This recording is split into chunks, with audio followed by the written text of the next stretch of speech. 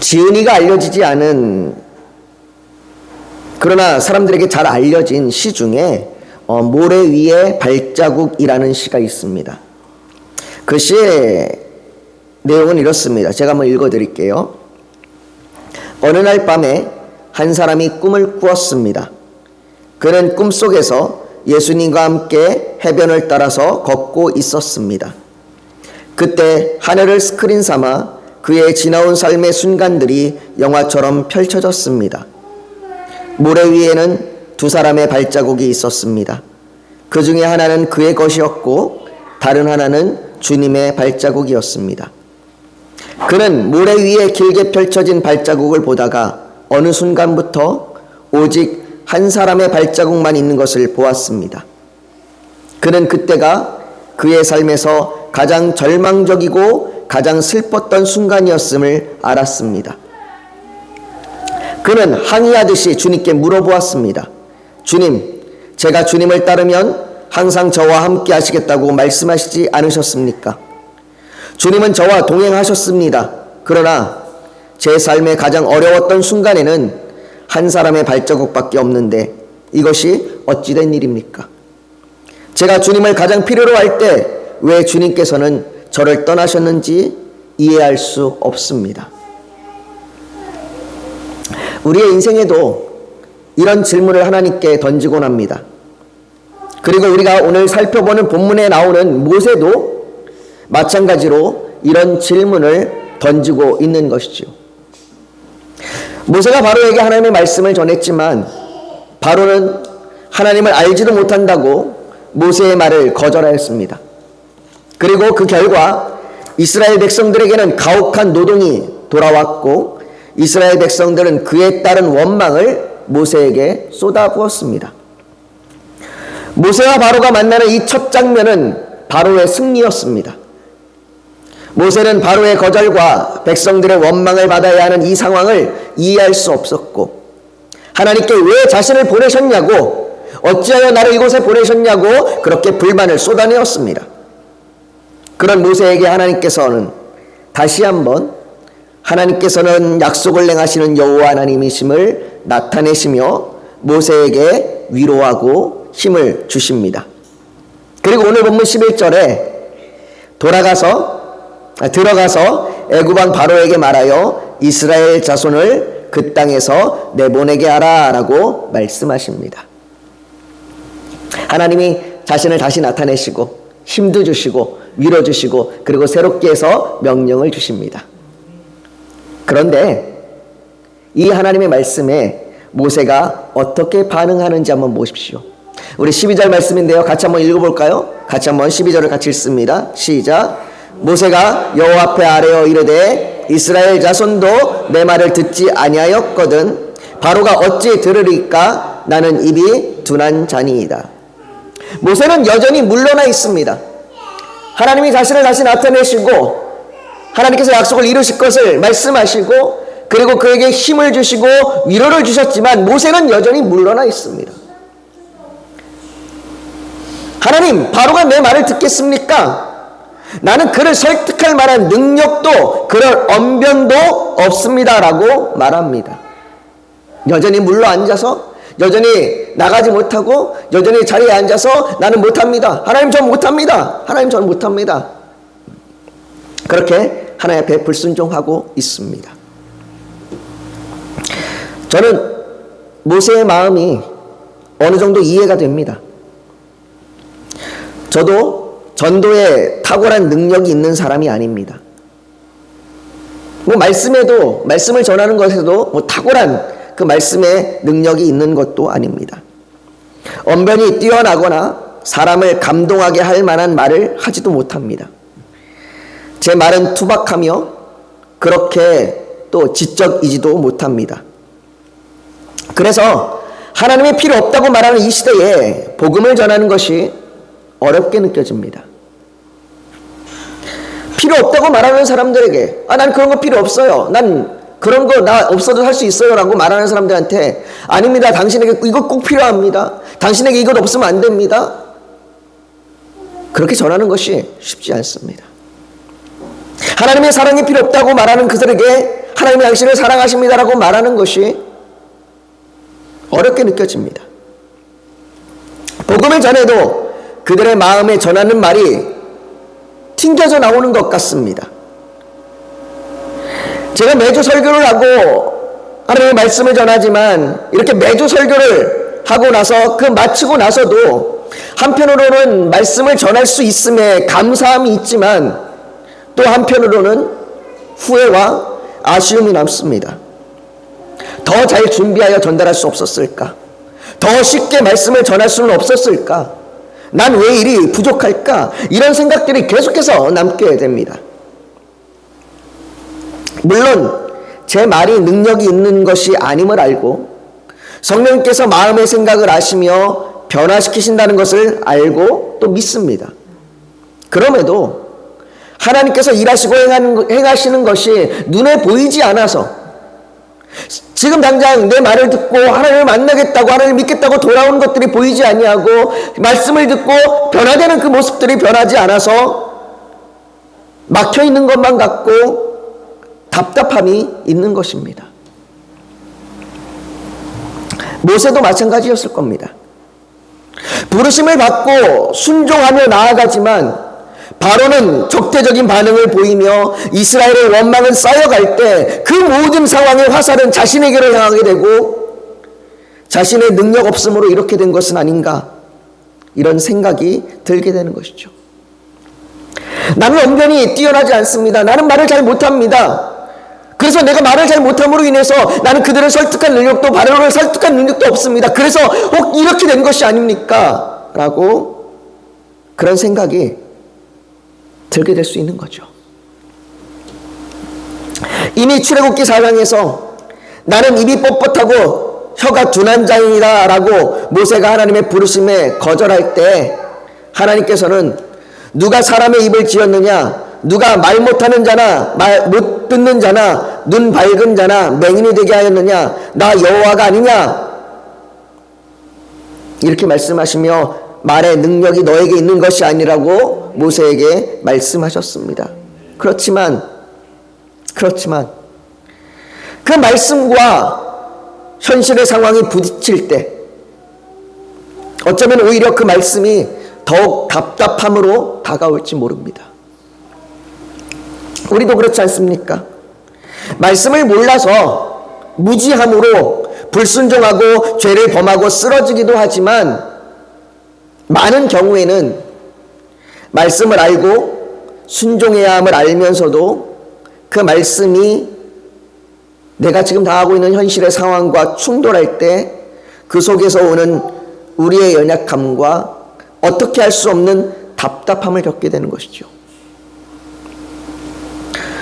눈물을 흘리며 씨를 뿌리는 자는 기쁨으로 거두리로다 라고 말씀하시는데 분명히 하나님께서 그렇게 말씀하시는데 이 말씀이 분명히 살아있는 말씀이고 이 말씀이 분명히 능력 있는 말씀이고 분명한 하나님의 약속인 줄 믿는데 아닌데 알겠는데 우리의 눈물은 쌓여가는데 기쁨으로 거두는 것은 고사하고 씨가 심겨졌는지 싹이 났는지조차 눈에 보이지 않아 언제까지 눈물을 흘려야 하는지 답답함으로 한숨만 가득합니다. 그런데 오늘 본문 13절에 보시면 나는 입이 둔한 자니다 라고 말하는 모세에게 여호와께서 모세와 아론에게 말씀하사 그들로 이스라엘 자손과 애굽 왕 바로에게 명령을 전하고 이스라엘 자손을 애굽 땅에서 인도하여 내게 하시리라 라고 하나님께서 모세와 아론을 통해 이스라엘 자손을 애굽 땅에서 인도하여 내게 하실 것이라고 그렇게 말합니다. 하나님 나는 못합니다. 하나님 난 할 수 없습니다. 하나님 난 능력이 없습니다. 라고 말하는데 하나님께서는 네가 인도하여 낼 것이다. 너와 아론이 그들을 애굽 땅에서 인도하여 낼 것이다. 그렇게 말씀하십니다. 내가 그렇게 하게 할 것이다 라고 말씀하십니다. 하나님께서 그렇게 하신다는 것입니다. 그리고는 그것을 위하여 7장 1절과 2절에 보면 여호와께서 모세에게 이르시되 볼지어다 내가 너를 바로에게 선 것 같이 바로에게 신같이 되게 하였은즉 내 형 아론은 내 대언자가 되리니 내가 내게 명령한 말을 내가 내 형 아론에게 말하고 그는 바로에게 말하여 그에게 이스라엘 자손을 그 땅에서 내보내게 할지니라 라고 말합니다.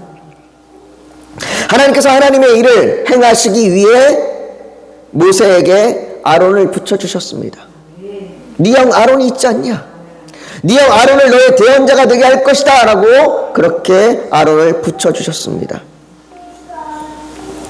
여러분, 우리가 먼저 알아야 할 것은 아론이 특별한 사람이 아니라는 것입니다. 우리는 내가 할 수 없고 능력이 없을 때 누군가 능력 있고 특별한 사람을 보내주시기를 소망합니다. 하나님, 나는 못하지만 뭔가 할 수 있는 사람, 나는 할 수 없지만 우리 교회는 능력이 안 되지만 뭔가 좀 능력이 될 수 있을 만한 그런 사람을 보내주셔서 놀라운 일이 일어나길 바랍니다. 그러고 그렇게 소망합니다. 그래서 특별한 사람을 통해서 기적 같은 일들이 일어나기를 기대하는 마음이 우리에게 있는 것이죠. 그러나 대부분의 많은 일들은 특별한 누군가에 의해 이루어지지 않습니다. 여러분, 예수님의 12 제자들도 한번 보십시오. 예수님께서 그들을 부르실 때 특별한 사람들을 부르신 것이 아닙니다. 그들은 평범한 어부요, 사람들에게 천대받는 세리요, 그냥 일반적인 평범한 사람들이었습니다. 그들은 특별하지 않았습니다. 이것은 아론 역시 마찬가지입니다. 아론이 특별히 언변이 뛰어난 사람이 아닙니다. 아론이 남들보다 더 뛰어나서 더 말을 정말로 능력 있게 잘해서 아론이 말 한마디만 하면 사람들이 막 감동을 받고 돌아오는 그런 능력이 아론에게 있는 것이 아닙니다. 하나님께서는 하나님의 일을 위해 모세를 부르신 것과 같이 하나님의 일을 위해 아론을 부르신 것입니다. 그래서 이 두 사람은 함께 해야 할 사역이 있고 또 각자가 따로 해야 할 사역이 있는 것입니다. 그리고 하나님께서는 아론을 부르신 것이 모세가 나는 입이 둔한 자니다 라고 하도 불평하고 하도 불순종하니까 급하게 갑자기 아론을 비상시로 응급시로 투입한 것이 아닙니다. 하나님께서는 아론을 향한 계획 역시 그분의 작정 가운데 있었던 것입니다. 그래서 이미 출애굽기 4장 14절부터 16절에 이렇게 말씀하시죠. 여호와께서 모세를 향하여 노하여 이르시되 레위 사람 내 형 아론이 있지 아니냐. 이미 말씀하셨어요. 이미 그가 말 잘하는 것을 내가 아노라. 그가 너를 만나러 나오나니 그가 너를 볼 때에 그의 마음이 기쁨이 있을 것이라. 너는 그에게 말하고 그의 입에 할 말을 주라. 그가 내 입과 그의 입에 함께 있어서 너희들이 행할 일을 가르치리라. 그가 너를 대신하여 백성에게 말할 것이니 그는 내 입을 대신할 것이요 너는 그에게 하나님같이 되리라. 하나님께서는 이 말씀을 이미 하셨습니다. 이미 모세에게 아론과 함께 하실 것이라고, 아론과 함께 하나님의 일을 감당할 것이라고 그렇게 말씀하신 것을 볼 수 있습니다. 그렇다면 어쩌면 우리는 이렇게 질문할 수 있습니다. 그럼 하나님, 저에게는 아론은 어디 있나요? 왜 저에게는 아론 같은 사람이 없습니까? 저 역시 모세처럼 능력이 부족한데 왜 저는 여전히 홀로 두시는 것입니까? 왜 우리 교회는 이렇게 연약하고 우리 교회는 이렇게 힘든데 왜 여전히 우리는 그저 우리만 있는 것 같습니까? 라는 질문을 할 수 있습니다. 우리는 그 답을 오늘 본문의 나머지 부분에서 찾을 수 있을 것입니다. 오늘 본문은 전체적으로 좀 특이하게 기록되어 있습니다. 오늘 본문은 14절부터 갑자기 너무나도 생뚱맞게 족보 이야기를 시작합니다. 그래서 14절부터 30절까지를 생략하고 잠깐 그거 지우고 가리고 오히려 13절에서 바로 7장 1절로 넘어가는 것이 내용이 더 자연스럽고 더 잘 어울립니다. 그래서 어떤 분들은 14절부터 30절까지가 가로로 되어 있어서 추가되어 있는 내용이라고 이야기하는 사람들도 있습니다. 그렇게 너무나 부자연스럽게 이 족보 이야기가 들어가 있습니다. 그리고 또 하나 이상한 것이 있는데 28절부터 30절까지는 12절과 13절을 순서만 바꾸어서 그것도 너무나 어색한 자리에 다시 기록하고 있습니다. 왜 이렇게 특이하게 기록하고 있는 것일까요? 성경이 하나님의 감동으로 기록되었다라고 말씀하셨으니 오늘 말씀도 분명 하나님의 감동으로 기록된 말씀일 겁니다. 분명히 하나님의 감동으로 기록하여 이렇게 특이하게 너무나도 어색하게 기록된 것이 맞습니다. 그렇다면 하나님께서는 이렇게 너무나도 부자연스럽고 너무나 어색하지만 너무나 특이하게 기록되어 있지만 이렇게 기록하신 데에는 분명한 하나님의 의도가 있음을 생각해 볼 수 있습니다. 오늘 본문은 12절에 나는 입이 둔한 자니이다 라는 모세의 말로 시작되었습니다. 그리고 30절 마지막 절 역시 나는 입이 둔한 자이오니 라는 말로 끝이 납니다. 시작과 끝을 같은 말로 시작하고 같은 말로 끝을 냅니다. 히브리인들은 글을 기록할 때 히브리인들이 이게 글 쓰는 방법인데요. 히브리인들이 글을 기록할 때 중요한 내용을 강조하기 위해서 아주 중요한 내용을 강조하기 위해서 이렇게 의도적으로 시작과 끝에 같은 말을 반복하여 글을 구성합니다. 그러니까 오늘 본문에서는 너무나도 생뚱맞게 나오는 이 족보 이야기가 사실은 너무나도 중요하게 하나님께서 우리에게 주시고자 하나님께서 우리에게 하시고자 하는 말씀이라는 것이죠. 그러니까 나와 상관없고 이해도 되지 않는 족보 이야기를 왜 써넣으신 거지 하고 그냥 넘어가서는 안 됩니다. 오늘 본문의 이 족보는 야곱의 아들들의 이야기로 시작합니다. 14절은 야곱의 첫째 아들인 르우벤과 그 두 번째 세대들, 그 아들들에 대하여 말합니다. 그리고 15절은 야곱의 둘째 아들인 시므온과 그 두 번째 세대를 말하고 16절은 야곱의 세 번째 아들인 레위의 아들들에 대하여 말합니다. 그리고는 여기서 야곱의 아들들의 이야기가 끝이 나고 더 이어지지 않습니다. 여러분들, 야곱의 아들은 전부 몇 명이냐면 12명입니다. 전부 12명인데 12명을 다 얘기하는 게 아니라 첫 번째, 두 번째, 세 번째 얘기하고 끝이에요. 나머지는 생략합니다. 얘기하지 않습니다. 왜냐하면 이렇게 세 번째까지만 얘기하고 끝내는 이유는 세 번째 아들이 중요하기 때문이에요. 세 번째 아들에 대하여 중요하게 말하고자 하는 겁니다. 14절과 15절은 단지 16절에 레위가 세 번째 아들이라는 것을 알려주기 위한 겁니다. 그러니까 첫째가 이런 애들이 있었고 둘째가 이런 애가 있었는데 얘가 셋째야. 얘가 중요해. 너는 오늘 얘를 중심으로 봐야 돼 라고 이야기하고 있는 겁니다. 그 셋째 아들이 레위입니다.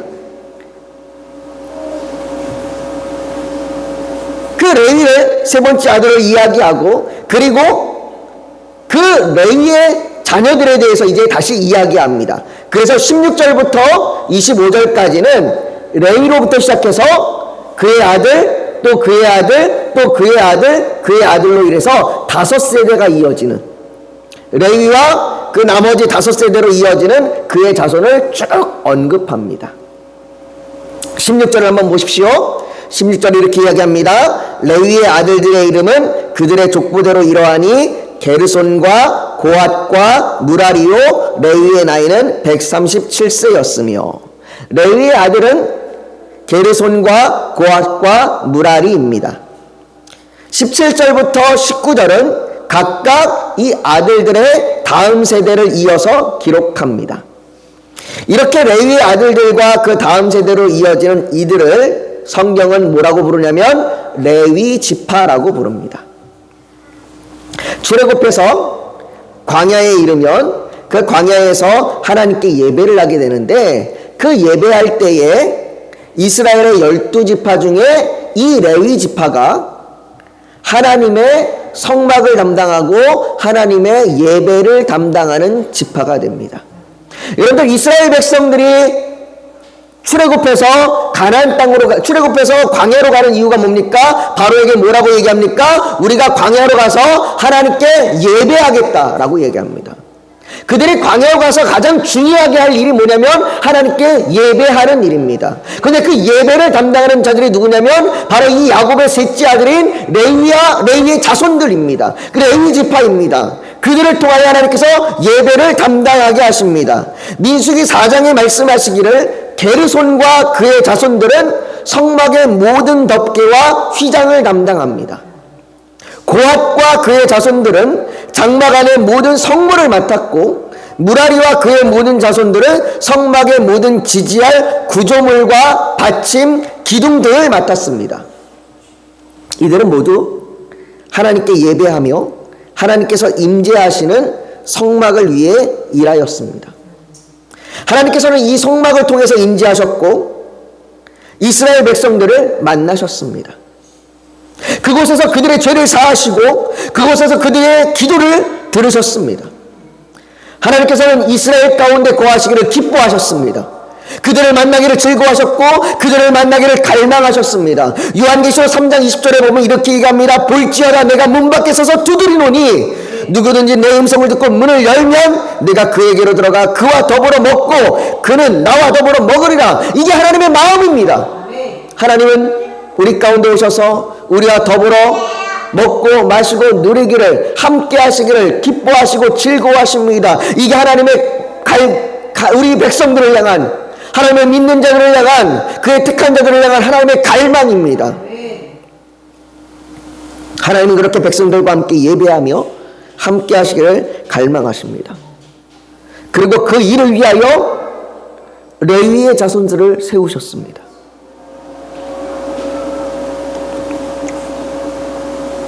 여러분, 우리의 예배를 보십시오. 아무리 소수가 모이는 예배라 할지라도 그 예배에는 하나님께서 세우시며 돕는 자들이 있습니다. 그 누구도 아무런 도움 없이 자신의 능력으로 홀로 예배를 드리는 사람은 없습니다. 아니, 그럴 수 없습니다. 그렇게 할 수 없습니다. 불가능한 일입니다. 우리가 지금 이곳에서 예배하기까지 여러분들이 알았든 알지 못했든 계속해서 여러분들을 돕는 손길이 있었습니다. 누군가는 기도하였고, 누군가는 복음을 전해주었고, 누군가는 예배를 위하여 시간을 맞추고 조율했고, 예배를 드릴 수 있도록 준비를 했습니다. 다시 말해, 저와 여러분에게는 항상 하나님께서 돕도록 허락하신 누군가가 있었다는 것입니다. 그렇기에 그 은혜로 이곳에서 예배할 수 있는 것입니다.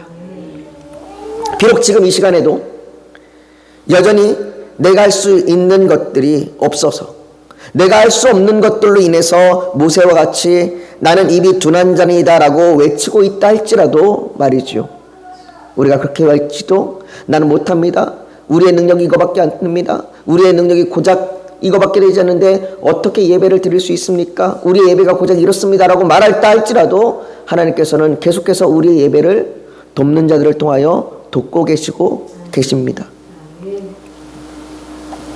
하나님께서 그분의 임재를 위해 성막을 위하여 레위 지파를 세우셨지만 오늘 본문의 족보는 그 레위의 아들 중 특별히 고핫 자손을 더 자세히 우리에게 알려줍니다. 20절을 한번 보십시오. 20절에 이렇게 이야기합니다. 아므람은, 여기서 얘기하는 아므람은 고핫의 아들입니다. 아므람은 그들의 아버지의 누이 요게벳을 아내로 맞이하였고 그는 아론과 모세를 낳았으며 아므람의 나이는 137세였더라. 여러분, 오늘 족보에 보면 유독 나이를 기록한 사람들이 있습니다. 그러니까 그 나이를 기록했다는 얘기는 그만큼 중요하게 그 연수를 하나님이 알고 계신다는 얘기예요. 그건 중요한 사람들이겠죠. 레위가 그랬고 고핫이 그랬습니다. 그리고 오늘 여기에 아므람이 그럽니다. 그 고핫의 아들인 아므람의 아들이 바로 아론과 모세입니다. 그런데 오늘 이 족보는 또 특별히 모세가 초점이 아닙니다. 오늘 족보에서는 모세의 자녀들은 기록하지 않습니다. 모세의 자녀들은 기록하지 않고 이 족보에서 말하고자 하는 것은 아론과 그의 자손들입니다. 23절에 한번 보십시오. 23절에 이렇게 이야기합니다. 아론은 암미나답의 딸 나손의 누이 엘리사바를 아내로 맞이하였고 그는 나답과 아비우와 엘르아살과 이다마를 낳았으며 라고 말합니다. 그리고 25절도 봅니다.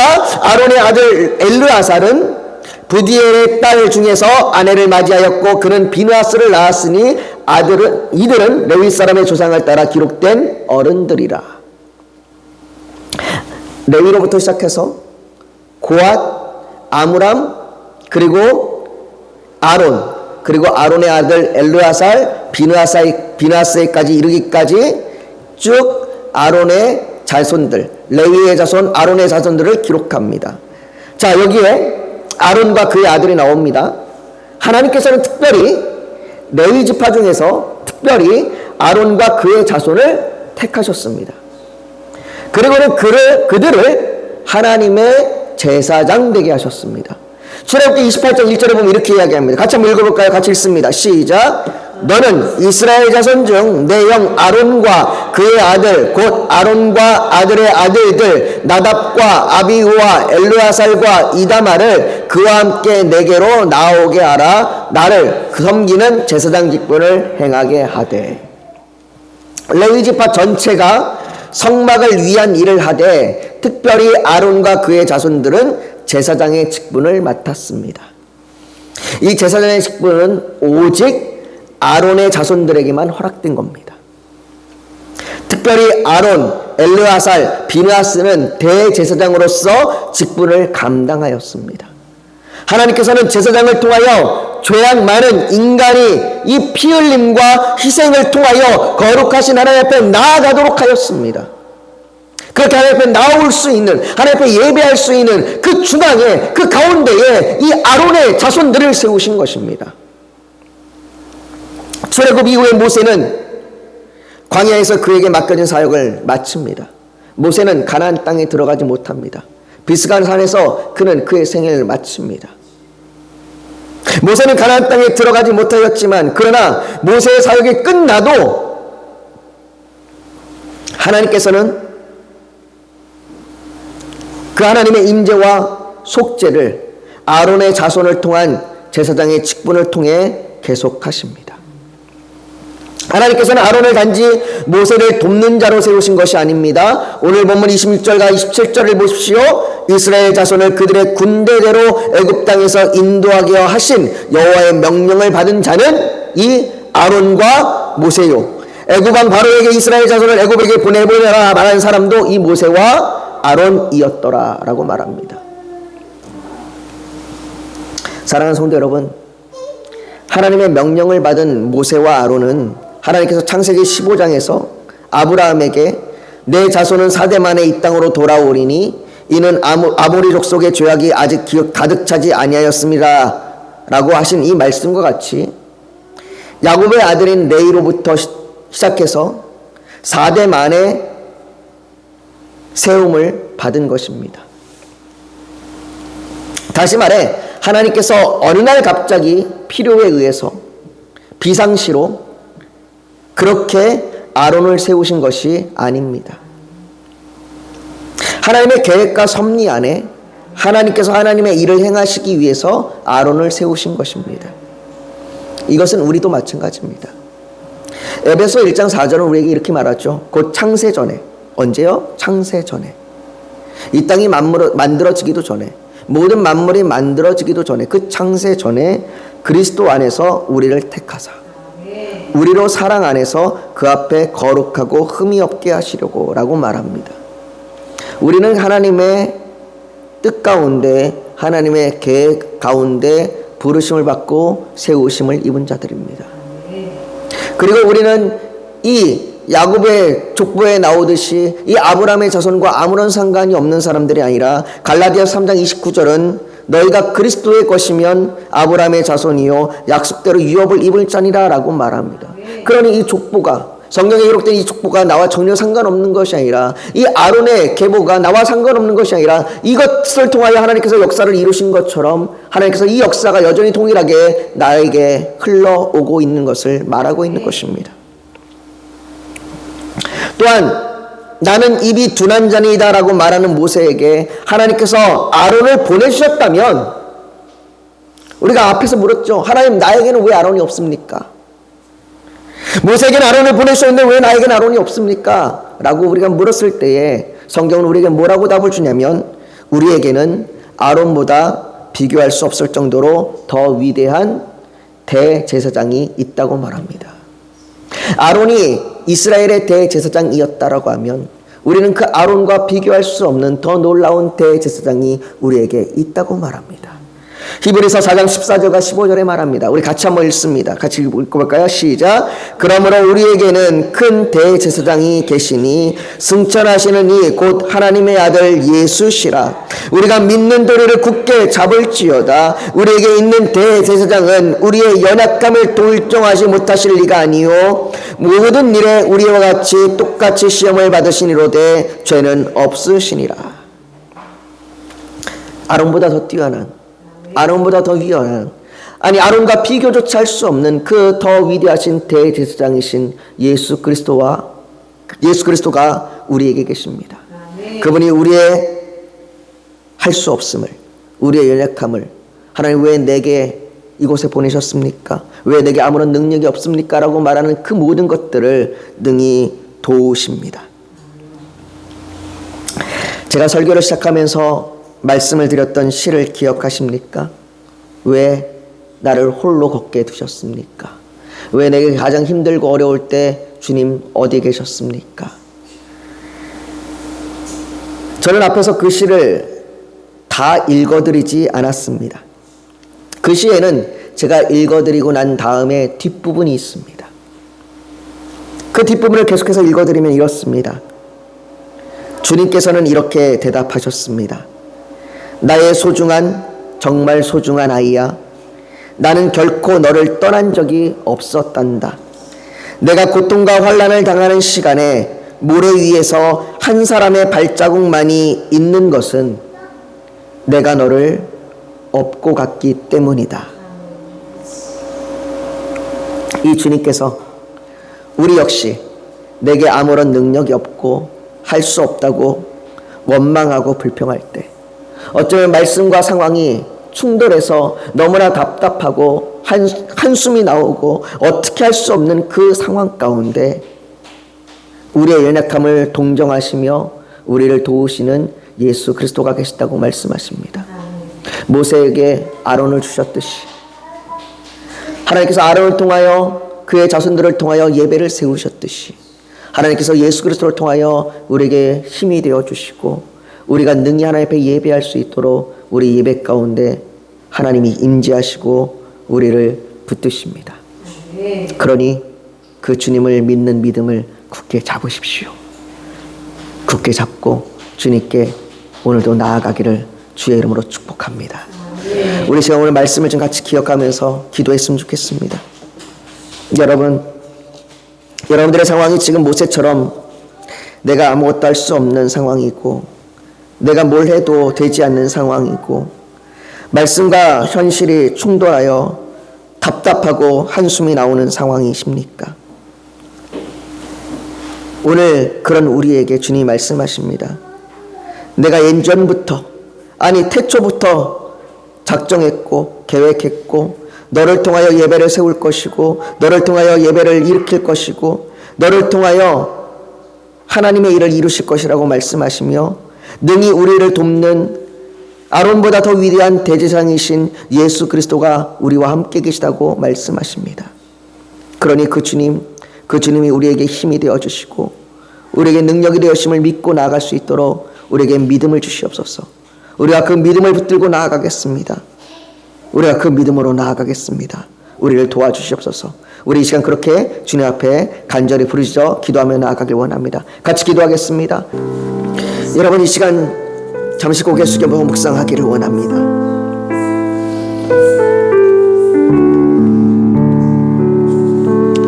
오늘 하나님 앞에 하나님, 내 현실이 말씀과 충돌해서 너무나 답답하고 능력이 없는 것 같아서 어떻게 할 수 없어. 예배 때마다 힘들고 어렵고 답답함으로 하소연하는 우리 가운데 우리를 예배를 위하여 세우셨으며 우리에게 아론과 비교할 수 없는 대제사장을 주신 그 예수 그리스도를 주시는 그 놀라운 은혜에 우리가 오늘도 믿음으로 나아갑니다. 그 믿음을 붙들고 나아갑니다.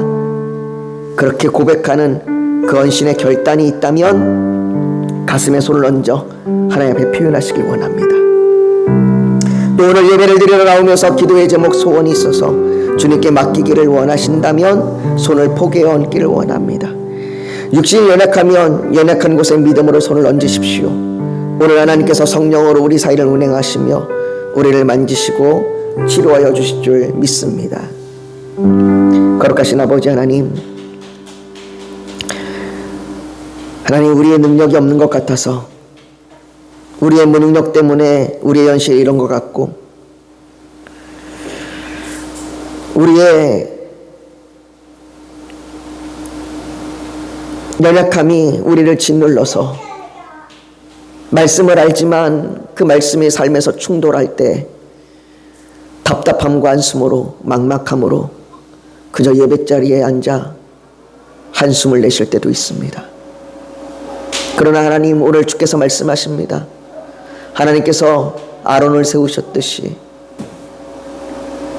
하나님께서 우리를 예배자로 세우시고 하나님께서 우리에게 아론과 비교할 수 없는 더 놀라운 대제사장이신 예수 그리스도를 주셨다고 말씀하십니다.